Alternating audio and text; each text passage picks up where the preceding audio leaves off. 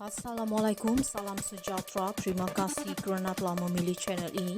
Jangan lupa tekan butang like, komen, subscribe dan share untuk Azam Baki, SPRM ada banyak bukti baru dalam Radzi Jidin. RM 80 juta kes rasuah cetak buku.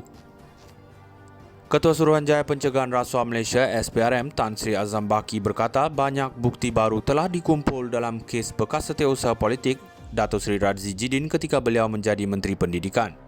Saya percaya pegawai penyiasat telah mengumpul banyak bukti baru bagi kes itu dan saya akan menyerahkan kepada mereka untuk memutuskan sama ada mereka mahu memanggil beliau Radzi untuk mendapatkan kenyataan. Ini adalah siasatan baru dan ia akan memerlukan sedikit masa, tambahnya. Radzi menafikan sebarang penglibatan dalam dakwaan penyelewengan RM 80 juta dalam pencetakan buku pengajian Islam.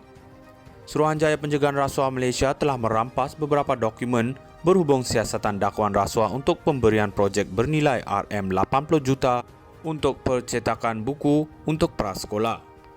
Sumber berkata dokumen itu dibuat berikutan penahanan seorang bekas setiausaha politik kepada seorang Menteri Kanan bagi memudahkan siasatan mengikut Seksyen 16-A-B Akta SPRM 2009.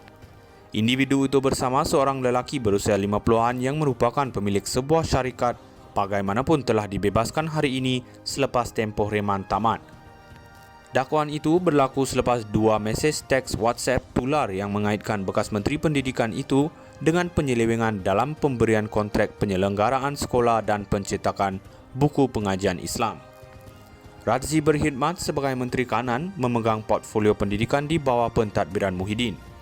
Bekas setiausaha politik seorang Menteri Kanan Perikatan Nasional PN ditahan baru-baru ini oleh Suruhanjaya Pencegahan Rasuah Malaysia SPRM kerana disyaki meminta dan menerima rasuah untuk projek bernilai RM 80 juta melibatkan sebuah kementerian.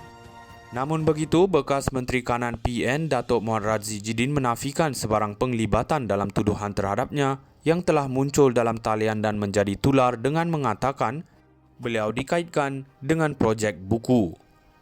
Catatan dalam talian itu menuduh Ahli Parlimen Putrajaya itu meluluskan pencetakan buku untuk prasekolah melalui rundingan terus berjumlah RM 80 juta. Radzi berkata dakwaan isterinya bertindak sebagai proksi melalui sebuah syarikat bernama ATR1 dan Only Enterprise dan beliau adalah seorang diraja bergelar Tunku adalah tidak benar. Saya ingin menegaskan bahawa tuduhan dalam mesej tular yang mengaitkan saya dan isteri dengan pencetakan buku untuk prasekolah adalah tidak benar sama sekali. Isteri saya juga bukan daripada kerabat diraja dan dia tidak mempunyai kaitan atau kepentingan dengan syarikat yang disebut dalam mesej tular itu.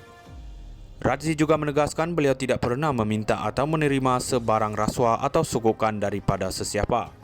Beliau mendakwa bahawa penahanan setiausaha politik itu dibuat selepas kenyataan di Parlimen pada 19 September dan atas arahan daripada pihak atasan. Sumber berkata bekas setiausaha politik berusia 20-an dan suspek kedua yang merupakan pemilik syarikat berusia lewat 50-an ditahan di Ibu Pejabat SPRM di Putrajaya.